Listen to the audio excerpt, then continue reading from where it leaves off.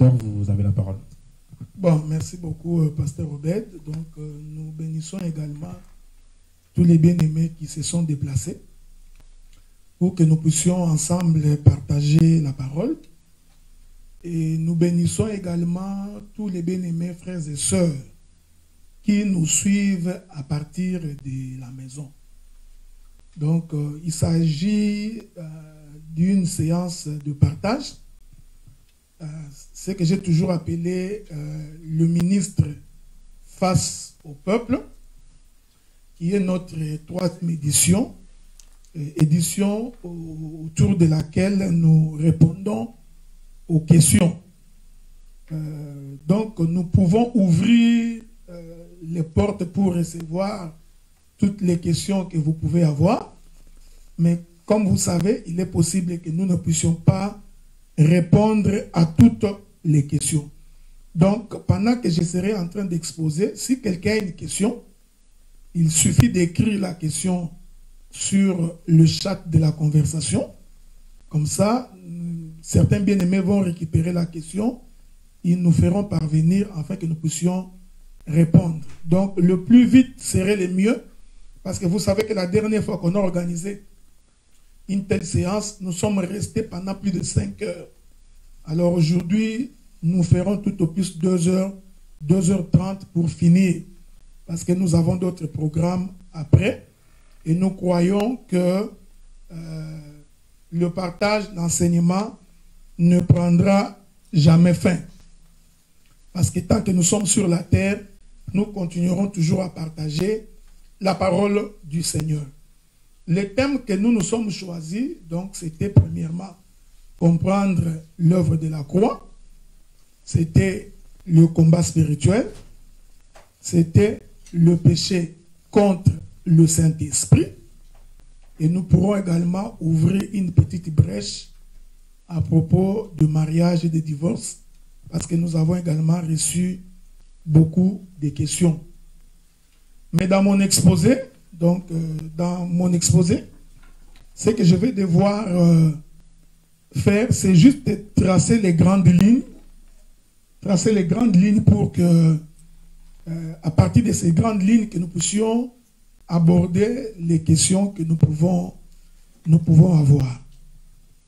Donc, commençons d'abord par circonscrire ce qu'on appelle l'œuvre de la croix. Il faut comprendre que lorsque l'Éternel crée l'homme, il place l'homme dans le jardin d'Éden. Quand vous lisez les textes de Genèse, vous allez vous rendre compte que Dieu n'a pas créé l'homme à l'intérieur du jardin. Il a donc créé l'homme en dehors du jardin. Et ensuite, la Bible dit que l'Éternel va donc prendre l'homme, il va venir les placer dans le jardin d'Éden. Donc, avant de placer l'homme, Dieu avait déjà préparé tout dans le jardin. Il a fait toute la création, il a créé les animaux des champs et les animaux aquatiques, les animaux qui volent, tout a été créé. Donc, l'homme était comme la dernière création de Dieu. Et si Dieu va venir placer l'homme dans le jardin, nous n'entrons pas dans l'explication prophétique de ces choses. Une fois que Dieu place l'homme dans le jardin, vous savez, Dieu, en créant, il a aussi créé ce qu'on appelle l'arbre de la connaissance du bien et du mal. Donc, l'arbre de la connaissance du bien et du mal était à l'intérieur du jardin. Alors, Dieu vient, il dit à l'homme, tu mangeras de tous les fruits, sauf le fruit de l'arbre qui est au milieu du jardin. Ces fruits-là, tu n'en mangeras point. C'était la loi que Dieu avait donnée à Adam. Mais vous savez, j'ai toujours voulu lire une écriture dans Romains. En tout cas, si je ne me trompe pas, il y a une écriture dans Romains qui nous renseigne sur quelque chose de très important. Je crois que le frère Paul dit que n'eût été la loi, je n'aurais pas connu le péché. C'est cette écriture-là que je suis en train de chercher. Donc, si un serviteur de Dieu trouve l'écriture, il peut également me les faire parvenir. Où le frère Paul explique que donc c'est par la loi que j'ai connu le péché. C'est-à-dire que si Dieu n'avait pas donné la loi, l'homme n'aurait donc pas connu le péché. Hein? Donc, c'est cette écriture-là que je cherche. Je crois qu'il est dans les livres des Romains. Donc, à moins que je ne me trompe, mais je crois qu'on peut trouver cette écriture-là.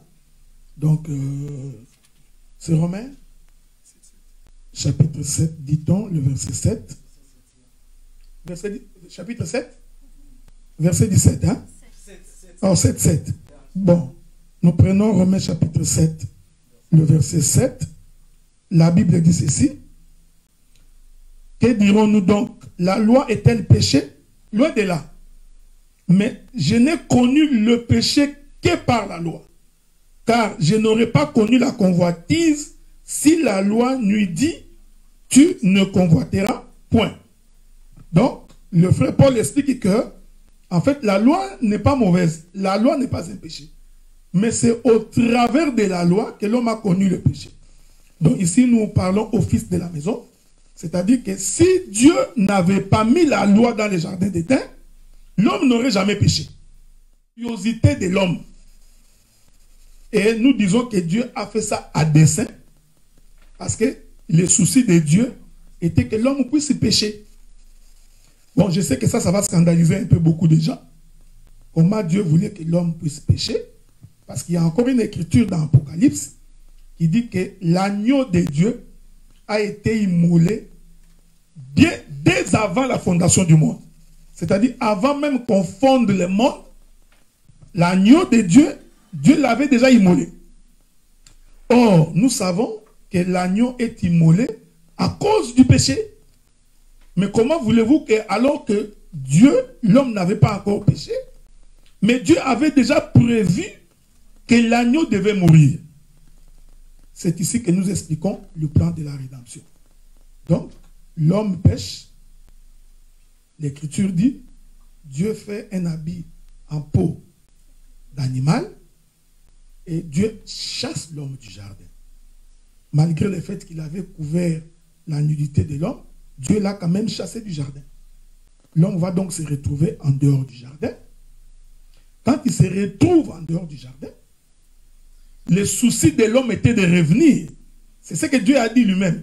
Il dit, maintenant que l'homme est devenu comme l'un de nous, empêchons-les d'aller mettre la main sur l'arbre de vie. Donc Dieu savait que le fait que l'homme a péché, le péché dans l'homme lui donnera le désir de rechercher la vie. Est-ce que vous comprenez? C'est ce que Dieu dit. Donc, maintenant qu'il est devenu comme l'un de nous en péchant, en connaissant le bien et le mal, nous allons l'empêcher d'aller toucher à l'arbre de vie. Donc, ce désir-là d'être écarté de Dieu fait en sorte que Adam devait avoir en lui les soucis de revenir. C'est pourquoi nous avons toujours dit, un enfant de Dieu, quand il pêche, il doit sentir en lui l'interpellation de revenir. C'est-à-dire que dès qu'il s'éloigne de Dieu, comme il était enfant de Dieu, le souci de revenir vers Dieu doit être dans tout enfant de Dieu. Vous pouvez prendre cet exemple-là dans l'enfant prodigue. Il a pris les biens de son père, il est allé dilapider. C'est aussi le mouvement d'Adam. Il sort du jardin. Mais pendant qu'il était dans le péché, il se souvint de la maison de son père et il trouve le désir de rentrer. Maintenant, Dieu savait que l'homme, dès qu'il est en dehors du jardin, il aura envie de rentrer. C'est pourquoi Genèse dit, Dieu mit dans l'entrée du jardin 2 chérubins avec une seule épée. Il faut bien lire l'écriture. Les 2 chérubins n'avaient pas 2 épées. Les 2 chérubins, je ne sais pas comment ils ont fait ces chérubins là, mais ils n'avaient qu'une seule épée. Donc 2 anges qui tiennent une seule épée. Ça, on peut les expliquer dans l'interprétation des Écritures. Et l'épée était flamboyante pour empêcher Adam de rentrer. En d'autres termes, si Adam essaie de rentrer, il doit mourir. Parce que l'épée était à la porte du jardin. Maintenant, dans la prophétie des Écritures, Dieu s'est trouvé quelle est cette personne qui peut accepter de traverser cette porte-là. C'est-à-dire d'accepter que l'épée des chérubins puisse les frapper. C'est ça l'œuvre de la croix. C'est pourquoi Jésus dit, toutefois, Père, que ta volonté soit faite. C'est-à-dire que moi, j'accepte de porter les péchés de l'humanité, de traverser cette porte-là, afin que l'épée des chérubins puisse me frapper. Une fois que cette épée frappera et que le sang coulera, la colère de Dieu s'abaissera, alors nous pouvons rentrer dans le plan de la rédemption. C'est exactement ce qui s'est passé sur la croix. Donc sur la croix, en d'autres termes, Jésus-Christ a pris notre place, parce que la Bible dit que c'est dans Adam que nous avons tous péché. Maintenant, il fallait qu'il y ait un second Adam, et le dernier qui nous ferait rentrer dans sa maison. C'est ça exactement l'œuvre de la croix. Donc, vous avez déjà des appels? Okay. Donc, dis-lui, dans 5 minutes, tu pourras rappeler. Donc, ça c'est le premier élément. Je trace les grands tableaux. Nous reviendrons dans les partages. Deuxième élément, c'est sur le combat spirituel. Je continue à dire et je continue à préciser, le combat spirituel n'est pas la multiplication des mots. Le combat spirituel, ce n'est pas la guerre.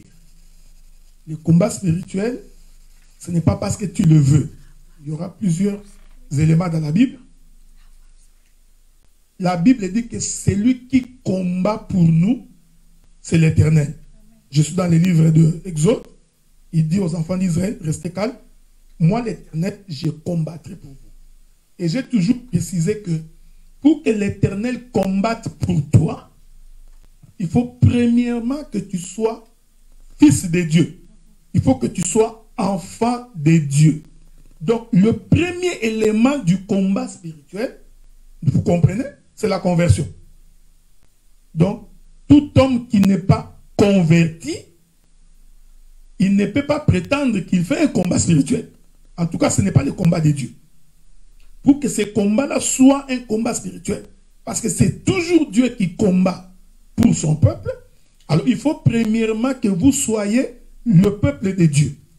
Et la seule manière, la voie unique pour devenir peuple de Dieu, il faut sortir de l'Égypte. Tant qu'on est encore dans l'Égypte, l'Éternel ne peut pas combattre pour vous. Donc Dieu fait en sorte que tu sors d'abord de l'Égypte, ensuite il va combattre pour toi. Les autres éléments, nous allons les expliquer. S'il y a des questions pratiques, nous allons y revenir. Le péché contre le Saint-Esprit. Je voudrais préciser que la Bible dit ceci. Je crois que, souffrez que nous trouvions cette écriture-là. Il y a une écriture qui dit que tout péché que vous ferez contre les fils de l'homme vous sera pardonné, sauf les péchés contre le Saint-Esprit. C'est cette écriture-là que je cherche. Donc, si vous pouvez également me les trouver. Oui, péché contre le Saint-Esprit. Il y a une écriture qui dit que tout péché contre les fils de l'homme va être pardonné, sauf le péché contre le Saint-Esprit. Je suis en train de chercher cette écriture-là. Ok, Marc chapitre 3, le verset 29. Voilà. La Bible dit, mais quiconque blasphémera contre le Saint-Esprit n'obtiendra jamais de pardon. Il est coupable d'un péché éternel. Donc, on dit celui qui blasphème contre le Saint-Esprit, celui-là, il ne peut plus obtenir la miséricorde. Maintenant, il faut comprendre qu'est-ce que c'est blasphémer contre le Saint-Esprit. Il faut réaliser que depuis Adam jusqu'à Jésus sur la terre, jusqu'à ce qu'il monte sur la croix, le Saint-Esprit n'était pas encore venu. Il est vrai que l'Esprit de l'Éternel existait, il se saisissait des prophètes. Mais le don du Saint-Esprit n'est venu que après la résurrection de Jésus. Je suis dans Actes des Apôtres, chapitre 2. Quand on pose à Jésus la question, qu'est-ce que c'est à Pierre? Pierre répond, c'est Joël 2 qui s'accomplit. C'est-à-dire Joël qui avait dit, l'Esprit de l'Éternel sera répandu sur vos fils et vos filles. L'accomplissement, c'est aujourd'hui. C'est-à-dire, c'est au jour de la Pentecôte que le Saint-Esprit est descendu. Bon, dans les questions, on va revenir. Qu'est-ce que c'est le Saint-Esprit? Comment on pêche contre le Saint-Esprit? Et qu'est-ce qu'on entend par tu es coupable d'un péché éternel? Donc, pour ne pas monopoliser la parole, pasteur, donc j'ai dressé là les grandes lignes des thèmes que nous voulons aborder. Maintenant, nous allons laisser la place aux questions, s'il y en a, afin que nous puissions répondre aux questions. D'accord, merci pasteur pour l'exposé. Alors, je ne sais pas s'il y a des questions déjà au niveau de la salle. On va commencer par ceux qui sont dans la salle. Merci dans les commentaires. Alors, vous pouvez également mettre vos questions dans les commentaires. Et pour ceux qui voudront peut-être être anonymes sur certaines questions, vous pouvez écrire sur le numéro WhatsApp qui est affiché. Donc, +1 8 7 3 2 8 8 3 1 1 9. J'espère que nous voyons très bien le numéro qui s'affiche. Ok, c'est bon? Bon, j'espère qu'il vérifie également le volume également de son téléphone. Le frère Lema dit, nous voulons appeler pour les questions. Vous pouvez appeler sur le numéro. La ligne est ouverte en tout cas. Le numéro n'est pas clair. Donc, on peut écrire le numéro dans les chats pour que quelqu'un puisse...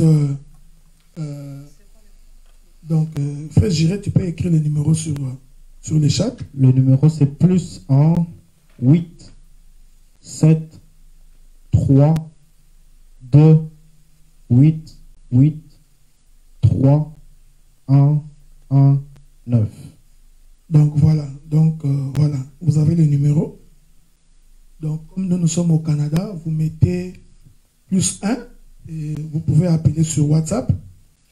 On pourra également vous entendre en direct.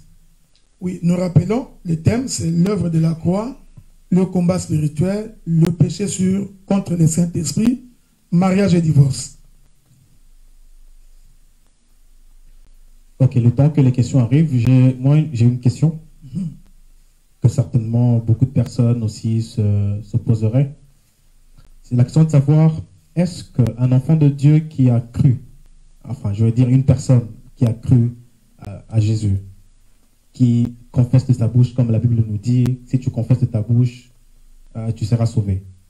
La question de savoir, est-ce qu'une personne comme telle peut encore passer par la délivrance après cette confession-là? C'est-à-dire, est-ce que le fait de confesser de ma bouche me délivre automatiquement de tous les esprits que j'avais, ou bien il me faut encore un autre processus de plus? Ok, donc merci pour la question du pasteur. Certainement, beaucoup de gens ont également cette question. Mais si quelqu'un appelle, nous pouvons interrompre pour prendre la personne et nous reviendrons sur les questions qui sont dans la salle. Je voudrais d'abord dire aux bien-aimés que il faudrait comprendre une chose dans la prophétie biblique. Que quand quelqu'un croit au Seigneur, nous disons ici croire véritablement au Seigneur, et que cette personne prend la résolution avec Dieu d'abandonner la vie du monde,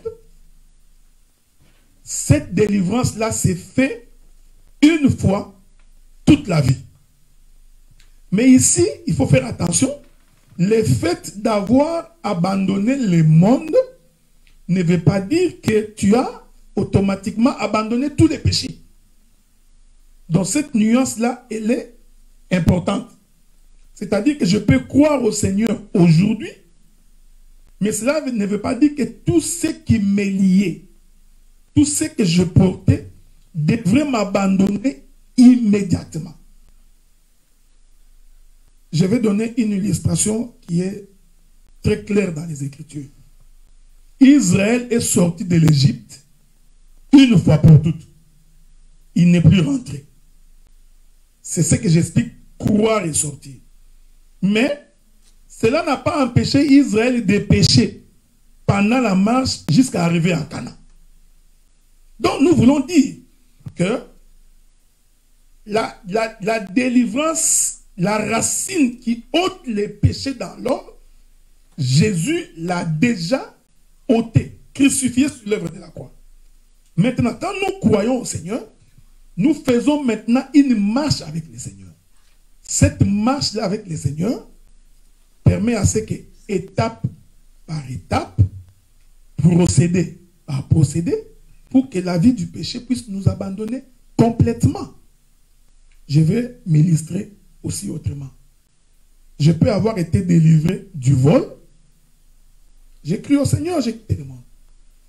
Dans ma marche, j'ai abandonné le vol.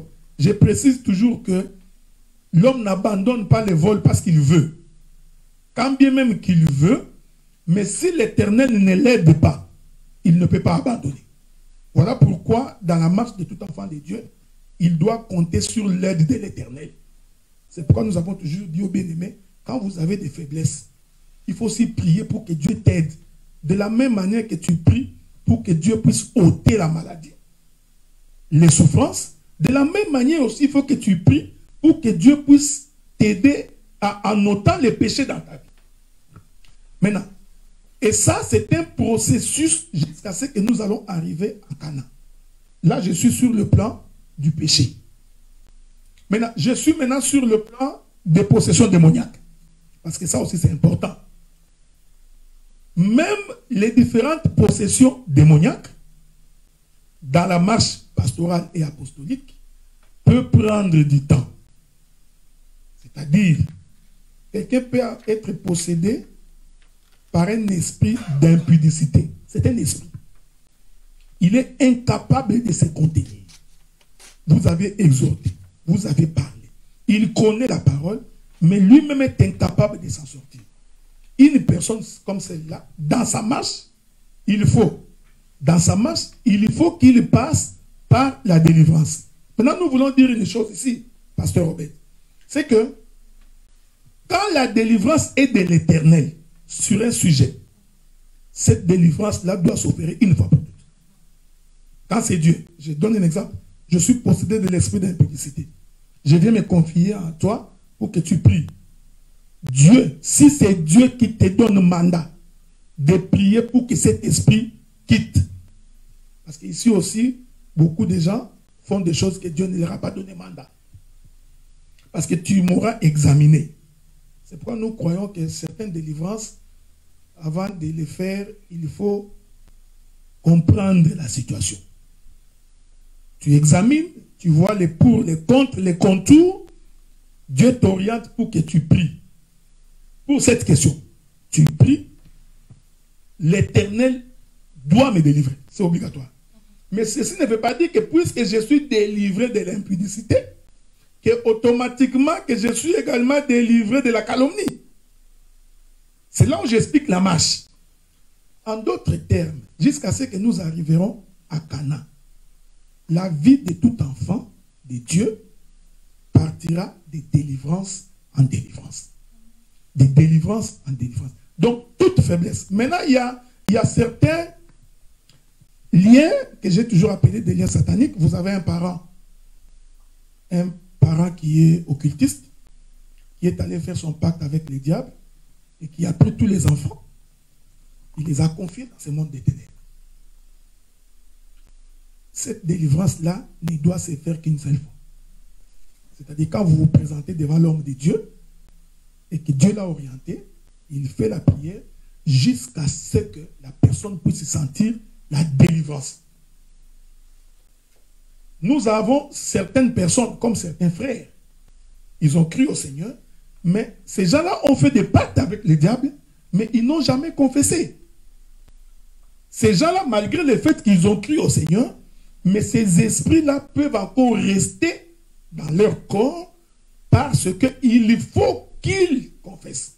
Il faut qu'ils disent par où ils sont passés.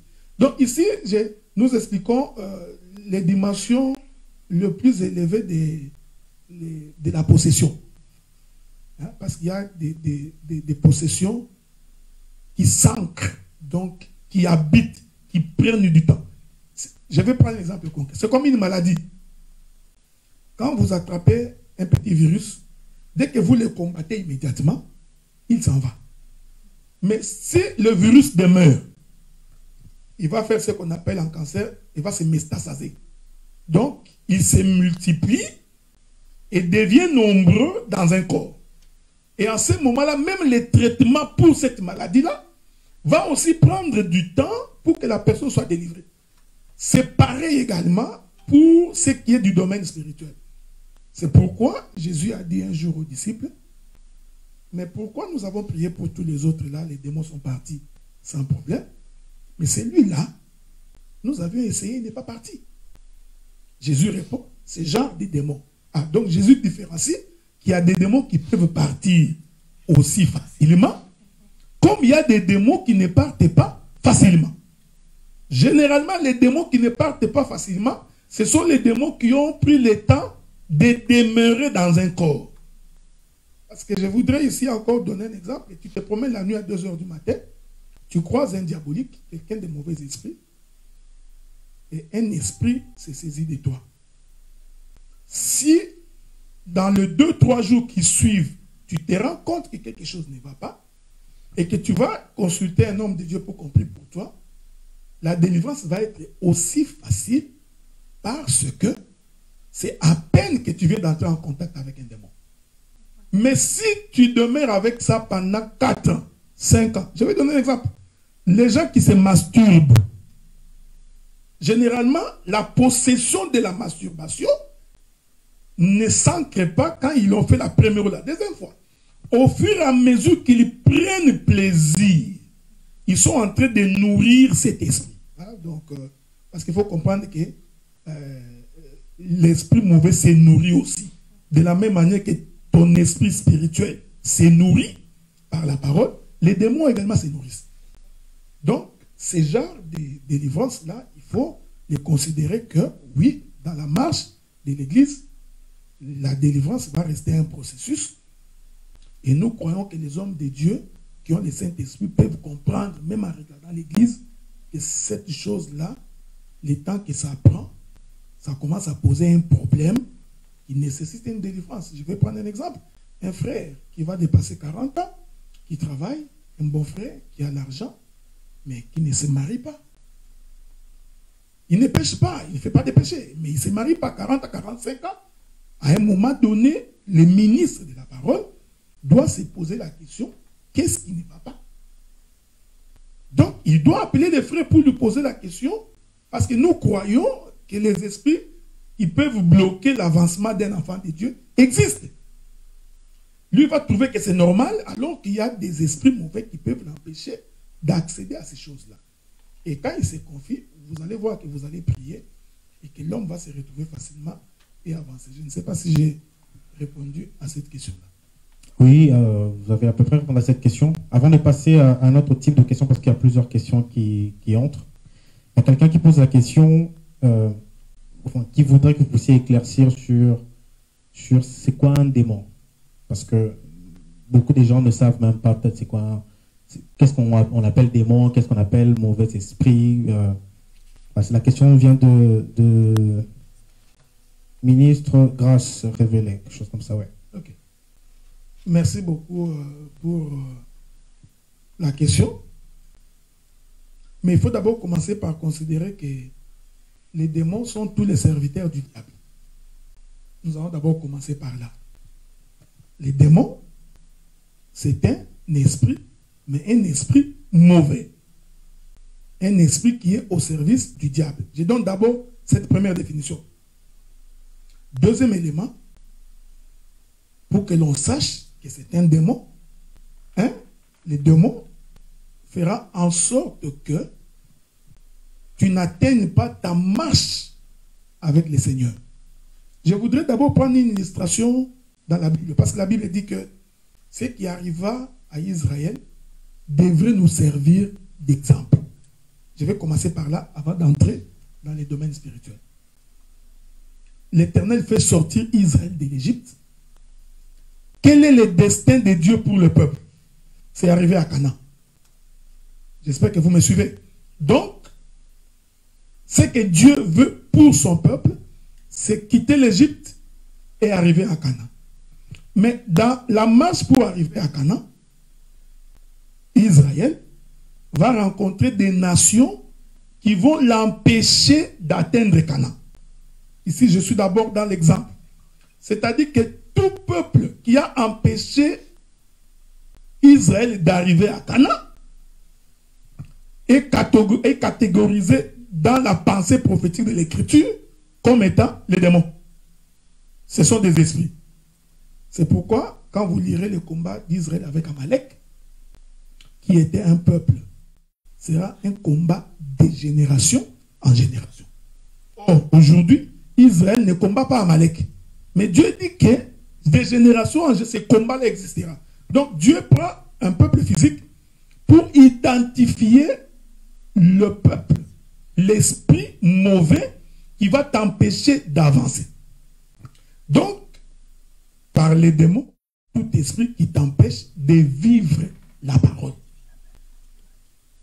Donc, tout esprit qui t'empêche d'accomplir la parole de Dieu est un démon. C'est très important que nous puissions comprendre cela. C'est pourquoi, tu vois, c'est ici, je sais pourquoi je l'ai dit expressement. Je vais donner un exemple. Vous savez, quand nous disons l'esprit de blocage, c'est un exemple que je donne. Il n'y a pas un esprit qui s'appelle blocage. Non, non, ça n'existe pas.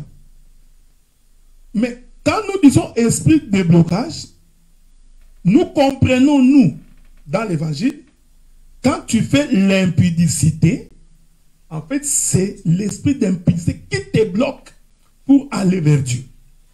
Je donne un exemple. La Bible dit, je voudrais que tu prospères à tous égards comme prospère l'état de ton âme. Ok? Dieu voudrait que même ses enfants puissent prospérer. Maintenant, pour prospérer, il faut, je donne un exemple, il faut que tu étudies par exemple.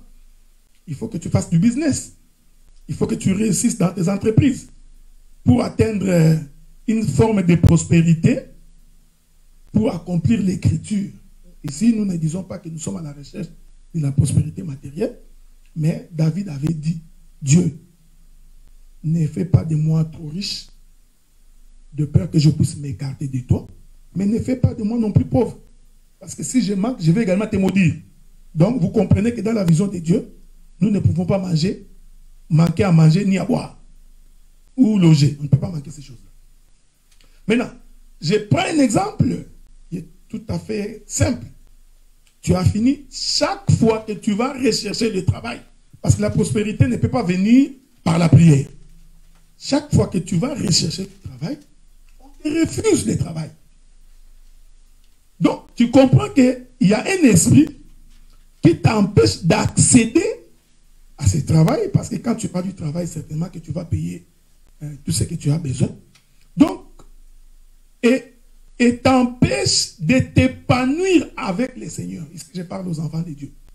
Donc, ce sont ces esprits-là que nous appelons des démons. Mais je vais quand même les catégoriser. C'est très important parce que c'est un sujet très gros. Vraiment très, très gros. On ne peut pas les dire en 3 minutes. Mais nous avons également des démons comme des entités diaboliques. Ça existe. De la même manière que nous croyons que l'Esprit de Dieu habite en nous, de la même manière, l'Esprit du diable habite dans quelqu'un. Je vais encore ajouter notre élément très important. De la même manière que nous croyons qu'il existe des fils de Dieu. Parce que toi, tu crois que tu es fils de Dieu. De la même manière, nous avons les enfants, les fils du diable, les serviteurs du diable. Les gens qui ont véritablement fait un pacte avec le diable, qui ont livré leur âme au diable. Ces gens-là aussi sont des démons. Alors, il faut faire attention dans la catégorisation des possessions. Parce qu'il y a des possessions où, quand les démons entrent en toi, même ta physionomie naturelle change. Je peux donner l'exemple du fou de Gadara. la Bible dit que c'était les démons qui étaient en lui, qui faisaient de lui comme ça. Nous pouvons ajouter, je crois qu'il y a une fille qui faisait l'épilepsie dans la Bible. Donc, ça, ce sont des possessions d'un démon qui est dans un corps. Où on pose la question, comment tu t'appelles? Il répond, je m'appelle Légion. Ouais. Donc, ce sont des catégorisations des possessions. Et je voudrais dire aux frères et aux sœurs qui nous suivent, c'est pourquoi nous conseillons qu'il y a certaines fréquentations où quand tu rentres vraiment en possession avec ces entités. Ces entités-là qui peuvent complètement bouleverser et compliquer ta vie. Donc, c'est très important de pouvoir remarquer ces choses-là. Donc, je ne sais pas si j'ai répondu à la question du frère. Donc, mais de façon générale, les démons sont tous les esprits qui ne sont pas de Dieu et qui t'empêchent d'accéder à la parole de Dieu ou à la destinée que Dieu a prévue pour ta vie. Voilà un peu quoi. Merci, docteur. Donc, pour rester dans le même thème, je suis en train de mettre en fonction des thèmes les questions. Il y a quelqu'un qui pose la question pour savoir, il dit, et quand les sorciers, toujours pour rester dans le même thème, et quand il y a des sorciers ou des agents du diable qui se réunissent avec nous dans une assemblée, est-ce que Dieu entend leurs prières aussi? Merci beaucoup pour la question. D'abord, il faut d'abord commencer par définir la prière. Dieu n'écoute pas la prière d'un pécheur. Commençons d'abord par là. Ok? Donc, je voudrais même aller plus loin. Même quand nous nous réunissons et qu'au milieu de nous, il y a un impudique qui ne s'est pas encore converti, même sa prière, Dieu ne l'écoute pas. Parce qu'il faut savoir qu'avant que Dieu n'écoute la prière de quelqu'un, il faut d'abord que cet homme soit en règle avec Dieu. C'est pourquoi il y a une écriture qui dit, vous élevez vos mains vers moi, vous m'implorez, mais je ne vous écoute pas. Et la Bible répond, pourquoi je ne vous écoute pas? Parce que vos mains sont pleines de sang. Cela ne veut pas dire qu'ils ont les mains comme ça, remplies de sang. Cela veut dire tout simplement qu'ils sont dans les péchés. Ici, je voudrais dire à beaucoup de frères, parce qu'ils pensent que prier, c'est juste une habitude, une formule. En fait, tout celui qui vit dans les péchés, Dieu ne l'écoute jamais. Donc, commençons d'abord par là. Même quand nous nous réunissons et que toi, tu viens, tu as insulté quelqu'un, tu t'es bagarré, tu rentres là-bas, même quand tu pries, en fait, c'est nous qui entendons que tu pries, mais en fait, Dieu ne prête même pas l'oreille à ta prière. Donc, Dieu, avant d'écouter la prière de quelqu'un, la première chose, c'est la conversion et la repentance. Voilà pourquoi, dans la disposition du temple, on a mis le pain des propositions dans le lieu saint, on a mis l'autel de sacrifice au parvis. Pour que quand quelqu'un vient, il faut d'abord qu'il s'identifie à la mort de Jésus. C'est-à-dire qu'il devienne d'abord pur, qu'il se sanctifie. C'est alors qu'il peut aller manger le pain qui est dans le lieu très saint. C'est comme ça que Dieu a disposé le tabernacle. C'est comme ça qu'il a disposé le temple. Voilà pourquoi nous disons que l'Église commence d'abord par la conversion. Maintenant, ajoutons une écriture par rapport à la question. Si les sorciers viennent au milieu de nous, pendant que nous prions, certainement que les sorciers ne viennent pas prier. Les sorciers, lui, il vient pour nous envoûter. Maintenant, il y a un problème que j'ai toujours voulu que les frères comprennent. Prenez-moi Psaume chapitre 1er. On peut commencer par le premier verset.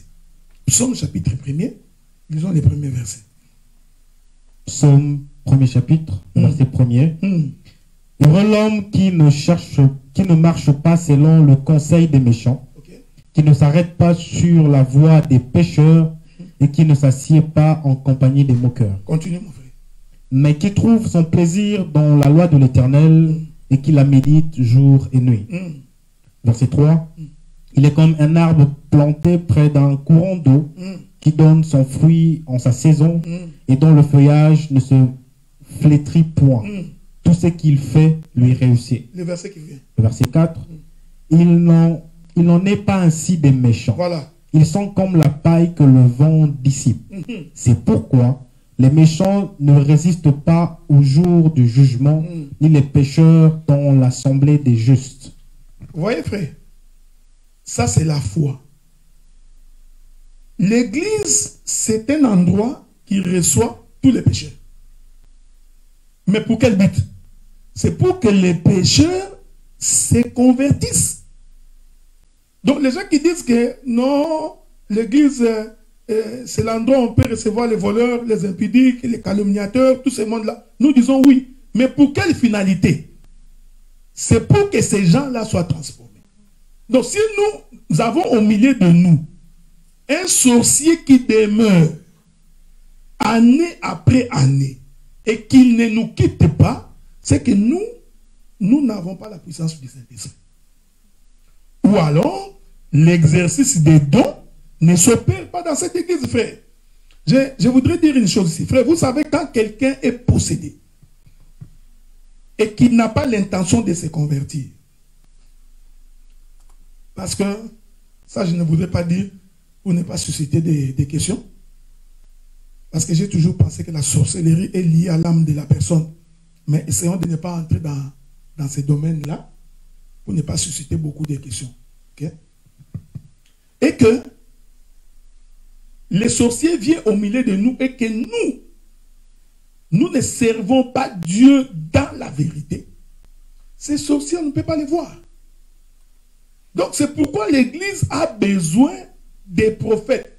Pas nécessairement des prophètes qui sont là pour nous dire que tu auras des maisons, que tu vas te marier. Non. Que les prophètes également soient capables de nous dire, tu vois telle sœur.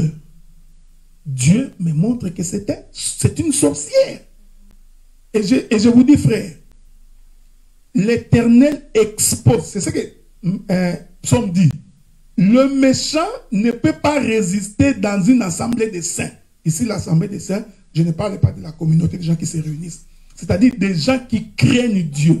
Si nous continuons à craindre Dieu et nous avons nos genoux à terre, nous servons Dieu dans la sincérité, un sorcier finit par partir. Parce qu'il cherchera par tous les moyens de nous combattre. Il ne trouvera pas. Et petit à petit, Dieu va l'exposer. Et si nous avons des frères et des sœurs concentrés dans la prière, ils peuvent le voir. Et quand ils le verront, l'Éternel se chargera pour que ces gens nous quittent. Mais nous ne pouvons pas nous lever, chasser un sorcier. Nous ne pouvons pas. Mais lui, il quittera parce qu'il ne veut pas se convertir. Mais si la puissance de Dieu est forte et que Dieu avait prédestiné cet homme à se convertir, il viendra, il va se convertir. C'est un exemple. Je prends un occultiste parce qu'un occultiste c'est aussi un autre sorcier. Parce qu'un occultiste, il peut commander des démons. Donc quand il vient dans un culte, il vient pour nous envoûter. Il faut savoir, frère, que les mauvais sorts existent. Je crois qu'on peut lire cette écriture-là dans les livres des Nombres. Souffrez, hein? Je voudrais aller trouver cette écriture-là avec l'aide du Seigneur, parce qu'il y a beaucoup de gens qui pensent que les envoûteurs n'existent pas. Frère, ça existe. Tu verras quelqu'un qui est derrière toi. Il s'acharne sur toi sans but, sans raison. Toi, tu trouves que c'est normal. Non, non. Attends, je vais vous donner une écriture. On prend Nombre chapitre 23, le verset 23. Écoutez ce que la Bible dit. Mon bien-aimé, tu l'as trouvé, tu peux lire. Nombre 23, le verset 23. L'enchantement ne peut rien contre Jacob, ni la divination contre Israël. Vous voyez? Donc, la Bible reconnaît qu'on peut vous envoûter. Alors, celui qui n'est pas spirituel, il ne peut pas comprendre comment on est en train de l'envoûter. Donc, il y a des gens qui vivent dans des conflits, dans des discussions, ils te cherchent, comme on dit en Afrique, ils te cherchent palabre pour rien. Des fois, tu te poses la question, mais qu'est-ce que j'ai fait à ces frères? Ils ne m'abandonnent pas. En réalité, c'est un envoûteur. C'est quelqu'un qui te jette un mauvais sort. Alors, dans ces cas-là, si tu n'es pas quelqu'un de spirituel, ici, je voudrais rappeler aux bien-aimés que ce qui fait le défaut dans nos églises aujourd'hui, nous avons beaucoup plus de philosophes que des hommes spirituels. Beaucoup de nos assemblées sont devenues une école de philosophie que des hommes spirituels. On ne trouve plus la place du Saint-Esprit. On ne voit plus la manifestation du fruit de l'Esprit. Parce que si les gens étaient concentrés dans la prière et qu'ils craignaient Dieu, il y a des choses qui ne peuvent pas se passer. On ne peut pas concevoir que parmi les prédicateurs, qu'il y ait un sorcier. C'est-à-dire que quelque chose ne va pas dans cette église-là. Comment Dieu a permis qu'un sorcier soit prédicateur au milieu de vous pendant des années? C'est parce que le Saint-Esprit n'est pas à l'œuvre. Donc, nous disons, Dieu n'a jamais écouté la prière d'un sorcier. On ne peut pas prêcher comme ça. C'est un sorcier. C'est un serviteur du diable. Comment Dieu va écouter sa prière? À moins que, et nous disons pour un sorcier, même s'il prie par lui-même, que Dieu puisse l'aider, tant qu'il n'aura pas vu un serviteur de Dieu et qu'il n'aura pas confessé, Dieu ne peut pas lui pardonner comme ça. Ok, merci pasteur, docteur. Là, il y a tellement de questions sur... il y a beaucoup d'engouement, en tout cas, sur le combat spirituel. On va juste ouvrir une petite parenthèse pour 2 ou 3 questions sur d'autres thèmes. Ok. Afin qu'il n'y ait pas de personnes qui se sentent lésées. Il y a le frère John Kibangu qui posait la question de savoir, il a dit comment, mais je pense dans l'esprit de la question, il voulait dire, c'est quoi pécher contre le Saint-Esprit? Après, nous allons revenir au combat spirituel. Je vais aller très doucement pour que les gens comprennent c'est quoi pécher contre le Saint-Esprit.